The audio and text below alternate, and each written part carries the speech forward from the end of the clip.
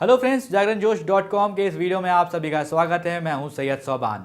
आज के इस वीडियो में हम जानेंगे कि आज के करंट अफेयर से क्या कुछ सवाल बनाए जा सकते हैं, उनके सही जवाब क्या होंगे और साथ ही साथ उनसे रिलेटेड कुछ की फैक्ट्स के बारे में भी बात करेंगे। साथ ही साथ इस वीडियो के एंड में आपको एक सवाल देंगे जिसका जवाब आपको हमें कमेंट बॉक्स में लिखकर देना होगा। तो चलिए शुरू करते हैं पहले सवाल के साथ। महाराष्ट्र सरकार ने कितने प्रतिशत EWS कोटे के तहत मराठा आरक्षण को मंजूरी दे दी है? इसका सही जवाब है ऑप्शन ए 10%। तो आपको मालूम ही होगा, काफ़ी ज़्यादा चर्चा में रहा था। तो महाराष्ट्र सरकार ने मराठा समुदाय के लिए एक बड़ा तोहफा दिया है। सरकार ने आर्थिक रूप से कमज़ोर यानी कि EWS श्रेणी के जो छात्र होंगे और अभ्यर्थी होंगे उनको 10% आरक्षण देने का फैसला किया है। इस संबंध में राज्य सरकार ने आदेश जारी कर दिया है। अब मराठा अभ्यर्थी सीधी सेवा में EWS आरक्षण का लाभ उठा सकते हैं। बढ़ते हैं अगले सवाल की तरफ।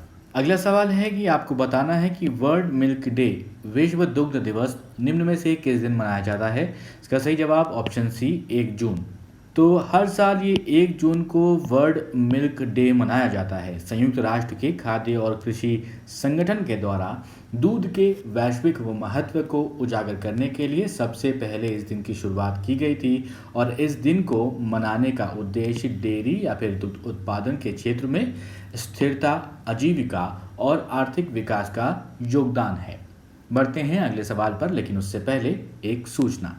हमारी वेबसाइट जागरणजोश.com पर अगर आप करंट अफेयर्स पढ़ना चाहते हैं तो आपको अपने ब्राउजर में टाइप करना है www.jagranjosh.com, जिसके बाद आपको हमारी वेबसाइट का होम पेज नजर आएगा। इसके बाद आपको करंट अफेयर्स के टैब पर जाना है। जब आप करंट अफेयर्स टैब पर क्लिक करेंगे तो आपको कुछ इस तरह से पेज नजर आएगा।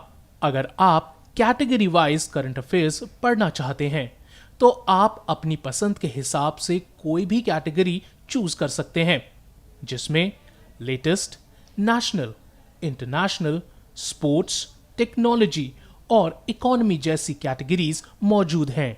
सवाल है कि दुनिया की दूसरे नंबर की टेनिस खिलाड़ी ने फ्रेंच ओपन 2021 से अपना नाम वापस लिया है। तो ऐसी कौन सी खिलाड़ी हैं? तो इसका जो सही जवाब है वो है ऑप्शन बी, नाओमी ओसाका। तो दुनिया की दूसरे नंबर की टेनिस खिलाड़ी हैं नाओमी ओसाका। उन्होंने फ्रेंच ओपन 2021 से अपना नाम वापस ले लिया है। नाओमी ओसाका ने 30 मई को पहले दौर के मुकाबले में जीत हासिल की थी। फ्रेंच ओपन के पहले राउंड में जीत दर्ज करने के बाद मीडिया से बात नहीं करने पर नाओमी ओसाका पर $15,000, जो कि लगभग अगर हम कन्वर्ट करें रुपयों में तो लगभग 11 लाख रुपए होता है, उसका जुर्माना लगाया गया और आगे से ऐसा करने पर कठोर सजा की चेतावनी भी दी गई है। बढ़ते हैं अगले सवाल की तरफ। तो अगला सवाल है कि संयुक्त राष्ट्र संघ द्वारा प्रतिवर्ष किस तारीख को संयुक्त राष्ट्र शांति सैनिक अंतर्राष्ट्रीय दिवस के रूप में मनाया जाता है? इसका सही जवाब ऑप्शन डी 29 मई। तो संयुक्त राष्ट्र संघ द्वारा प्रतिवर्ष 29 मई को संयुक्त राष्ट्र शांति सैनिक अंतर्राष्ट्रीय दिवस के रूप में इसको मनाया जाता है। 29 तारीख आपको याद रखनी है और इस दिवस का जो मुख्य उद्देश्य है वो ये है कि शांति स्थापना के लिए शहीद जो हो गए हैं सैनिक, उनको याद किया जाए और उनका सम्मान किया जाए। ये दिवस वर्ष 2003 में पहली बार मनाया गया था। संयुक्त राष्ट्र चार्टर के अनुसार प्रत्येक सदस्य राष्ट्र वैश्विक शांति के लिए अपने संबंधित हिस्से का भुगतान करने के लिए कानूनी रूप से बाध्य है। बढ़ते हैं अब अगले सवाल की तरफ। अगला सवाल दोस्तों, हाल ही में किस राज्य की कुर्रा गुफाओं में पाई गई झींगुर की एक नई प्रजाति का नाम इंडिमिमस जयंती रखा गया है? तो थोड़ा सा प्रोनाउंसिएशन आप देखिएगा, इंडिमिमस जयंती से कहा जा रहा है। तो जो सही जवाब है वो है ऑप्शन ए छत्तीसगढ़। तो हाल ही में छत्तीसगढ़ की कुर्रा गुफाओं में पाई गई झींगुर की एक नई प्रजाति है जिसका नाम इंडिमिमस जयंती रखा गया है। इस नई प्रजाति का नाम देश के प्रमुख गुफा खोजकर्ताओं में से एक प्रोफेसर जयंत विश्वास के नाम पर रखा गया है।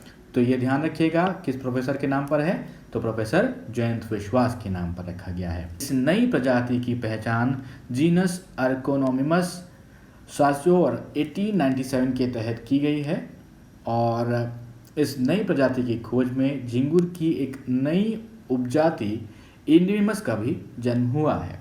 बढ़ते हैं अगले सवाल की तरफ। अगला सवाल है कि हाल ही में बांग्लादेश ने अपनी अर्थव्यवस्था को बढ़ावा देने के लिए किस देश के साथ 200 मिलियन अमेरिकी डॉलर की मुद्रा विनिमय सुविधा को मंजूरी दी है? इसका सही जवाब ऑप्शन बी, श्रीलंका। तो दोस्तों आपको बता दें, हाल ही में बांग्लादेश ने अपनी अर्थव्यवस्था को बढ़ावा देने के लिए श्रीलंका के साथ 200 मिलियन अमेरिकी डॉलर की मुद्रा विनिमय सुविधा को मंजूरी दी है।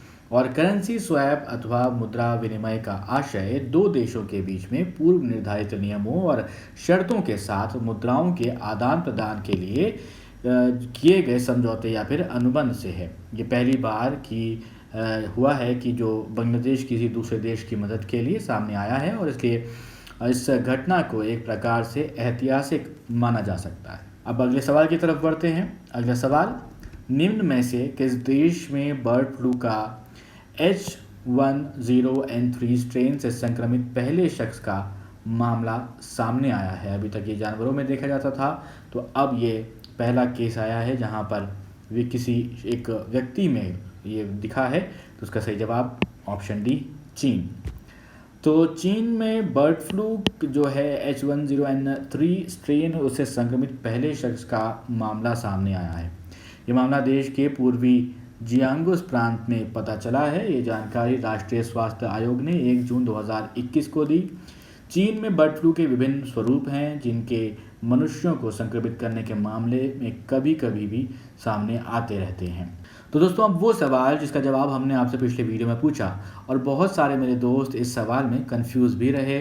तो आपको बताएं दोस्तों कि कर्मचारी भविष्य निधि संगठन की योजना के तहत अधिकतम बीमा लाभ कोविड-19 पीड़ितों के आश्रितों के लिए 6 लाख से बढ़ाकर कितने लाख कर दिया गया है? तो आप में से बहुत सारे लोगों ने कहा है 7 लाख और कुछ लोगों ने कहा है 10 लाख। इसका सही जवाब है ऑप्शन सी, 7 लाख।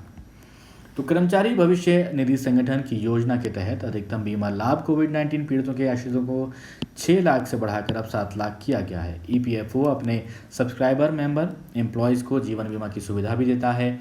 EPFO परिवार को 7 लाख रुपए का डेथ क्लेम भी जो है कवर दे रहा है, और एक PF खाता धारक अपने सेवाकाल के दौरान मृत्यु होने पर कर्मचारी जमा समय संबद्ध जो है बीमा योजना स्कीम के तहत जो है 7 लाख रुपए तक के फ्री इंश्योरेंस के योग्य होता है। अब एक सवाल आपके लिए जिसका जवाब कमेंट बॉक्स में आप हमें लिखकर बताएं। हाल ही में किस देश की सरकार ने कहा है कि देश के प्रत्येक दंपति को 2 नहीं बल्कि 3 बच्चों को जन्म देने की अनुमति है? ऐसा अभी हमने कुछ दिन पहले चर्चा भी किया था कि एक देश है जहां पर जो जनसंख्या है वो काफ़ी स्लो गति से बढ़ रही है। तो ये वही देश है। आपके ऑप्शंस हैं भारत, पाकिस्तान, चीन और बांग्लादेश। आप जवाब कमेंट बॉक्स में लिखकर बताएं। अगर ये वीडियो पसंद आया तो इस वीडियो को लाइक करें, इस वीडियो को शेयर करें अपने दोस्तों के साथ भी। और अभी तक आपने हमारे चैनल को सब्सक्राइब नहीं किया है तो ज़रूर सब्सक्राइब करें और देखते रहें जागरणजोश.com, जहाँ पर भी रहें सुरक्षित रहें।